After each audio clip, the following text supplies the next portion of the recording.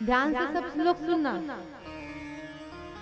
देखो, धर्म अर्थ काम मोक्ष ये चतुर्विध पुरुषार्थ जो है वो भागवत जी हमें देंगे कि नहीं देंगे हमें नहीं पता, लेकिन श्रीमद् भागवत जी का क्या काम है पता है? वो हमें धर्म अर्थ काम मोक्ष ये देना है दे ये नहीं पता, लेकिन श्रीमद् भागवत जी की ये जिम्मेदारी है कि कृष्ण को ला करके हमारी गोदी में बैठा देती है, हमें कृष्ण प्रदान करती है, श्री कृष्ण से हमारा संबंध कराती है। क्योंकि भाई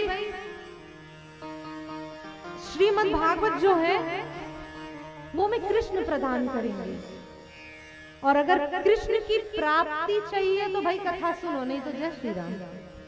अगर श्रीमद् भागवत से और कुछ आप आशा रखते हो धर्म अर्थ काम मोक्ष की, वो केवल कृष्ण प्रदान करेंगे, कृष्ण का प्रेम प्रदान करेंगे।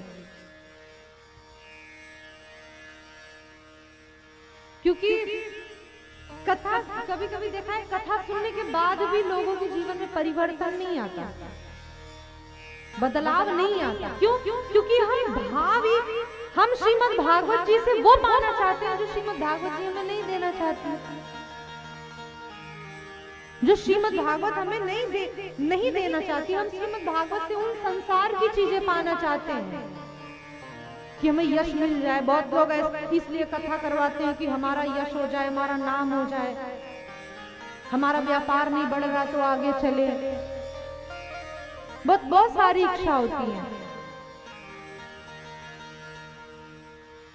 श्रीमद् भागवत से पितृ मुक्ति हो जाए। हम तो कल तो हमने बताया कि आप श्रीमद् भागवत कथा कर रहे हो तो ये तो उसी का बल है कि आपके पितृ मुक्त हो चुके।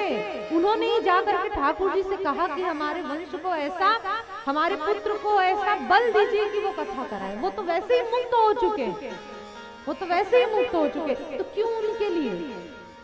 हम तो कह रहे हैं जिस समय कथा करवाना और संकल्प लिया जाता है ना कि किस लिए आप कथा करवा रहे हो,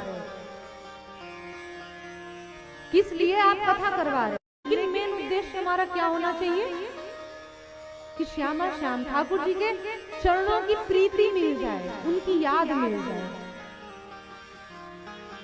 उनसे प्रेम हो जाए हमारा, उनसे हमारा संबंध हो जाए। क्योंकि मैंने अभी कहा ना, श्रीमद् भागवत आपको कृष्ण प्राप्ति, कृष्ण को ला करके गोदी में बैठा देगी, कृष्ण प्रेम प्रदान कर देगी।